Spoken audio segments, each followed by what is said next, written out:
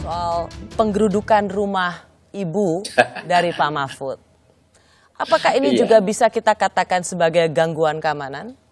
Oh iya, itu gangguan keamanan dan itu pelanggaran hukum ya, itu pelanggaran hukum.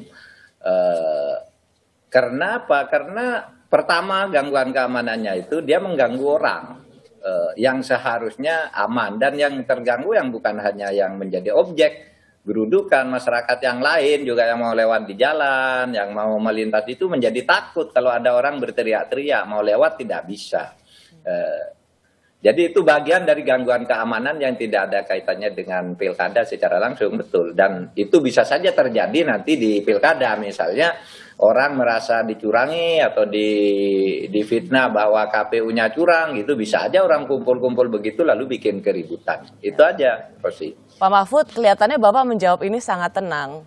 Tapi kalau saya boleh bertanya, Pak Mahfud marah nggak sih kalau rumah ibu yang sudah sangat lanjut usia dikepung, digeruduk, dan minta keluar padahal nggak ada hubungannya sama sekali dengan politik? Ya marah saya, tapi saya kalau marah kan selalu tersenyum juga. Jadi apa marah betul dong. Anda boleh ngeritik saya sebagai pejabat karena perbedaan politik, tapi adalah biadab Anda kalau karena berbeda politik dengan saya lalu menyerang keluarga saya, apalagi sampai ibu. Ibu saya itu umurnya 90 tahun, 91 lah sebentar lagi gitu.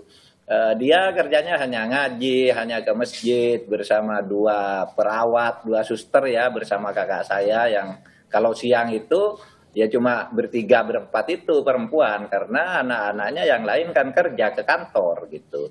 Nah, makanya dari sudut kemanusiaan itu biadab orang yang begitu. Nah, oleh sebab itu saya katakan ke polisi, apakah Bapak tidak melapor? Saya tidak akan melapor. Kenapa? Kenapa?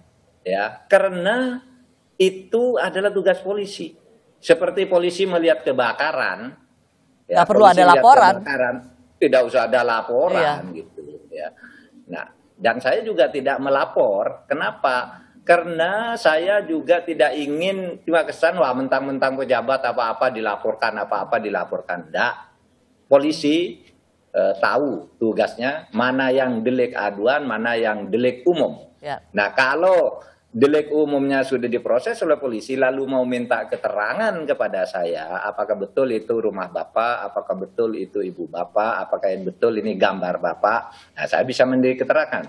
Tapi kalau saya suruh melapor, enggak lah. Artinya begini, kalau orang hukum tahu semua bahwa itu tugas polisi gitu.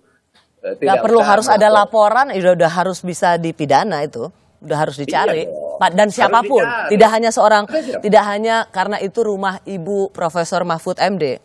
Betul, betul. Pak Mahfud, saya kan follow Bapak tuh, dan Bapak tuh biasanya aktif. Bapak kan termasuk aktif di sosial media, terutama tweet. Jarang-jarang saya melihat Bapak itu nggak nge-tweet, baru sekali aja kemarin terkait dengan rumah ibunda Pak Mahfud. Satu saja, dan kira-kira begini Bapak tulis, saya selalu berusaha menghindar untuk menindak orang yang menyerang pribadi saya, karena khawatir egois dan sewenang-wenang, karena saya punya jabatan.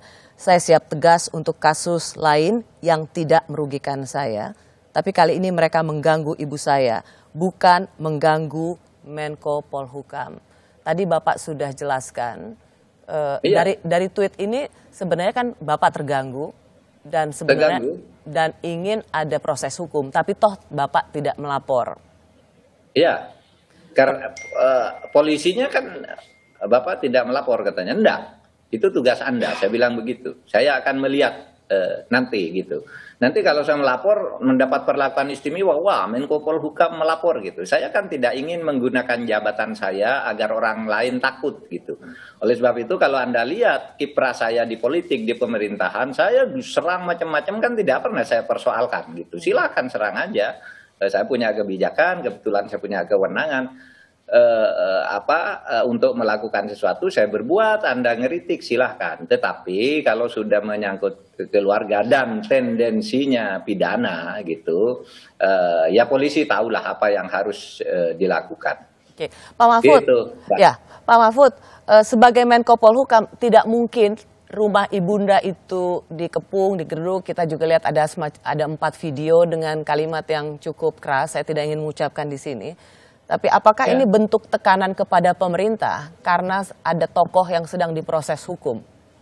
Apakah Bapak juga melihat ini bentuk tekanan kelompok tertentu? Iya, iyalah semua orang berpendapat begitu dan saya sependapat. Kalau Anda lihat di pemberitaan dan di medsos itu kan tekanan, apalagi di situ ada kalimat-kalimat kalau ini kalau ini ditahan, kalau di proses hukum gitu, saya akan melakukan ini. Ya. Misalnya kalau Habib Rizik ditahan, maka akan lakukan ini. Apakah iya. menurut Bapak itu tekanan terhadap pemerintah?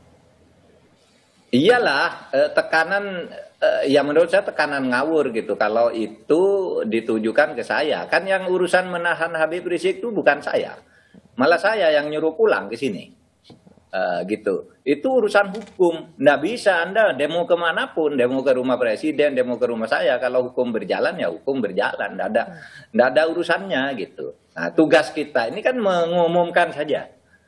Penegakan hukum harus begitu dan kita mengarahkan agar tidak terjadi diskriminasi gitu. Pak, iya. Kalau rumah seorang Menko Polhukam aja bisa diginiin, gimana rumah warga biasa ya Pak? Loh iya, itulah kesimpulan umum. Oleh sebab itu orang sudah pada mengatakan ya negara tidak boleh kalah dengan premanisme. Dan sekarang itu kan canggih, orang ya mencari pelaku dan mencari aktor intelektual itu sekarang gampang sekali kalau memang mau dicari kan gitu. Apalagi sudah ada digital seperti sekarang gitu. Tapi kalau Anda tanya ini, saya senang polisi tanpa campur tangan saya, karena saya tidak ingin menggunakan kekuasaan atau posisi saya untuk mendikte polisi. Tapi saya ikuti di pemberitaan bahwa polisi sudah bekerja profesional dan saya mendapat info-info siapa yang di belakang itu dipanggil, siapa di belakang itu dan apa latar belakangnya. Saya kira silakan jalan. Saya bilang, itu hukum harus ditegakkan dan saya tidak akan mengadukan siapapun. Tapi kalau Anda menemukan siapa yang melakukan, silakan tindak secara hukum. Gitu saja.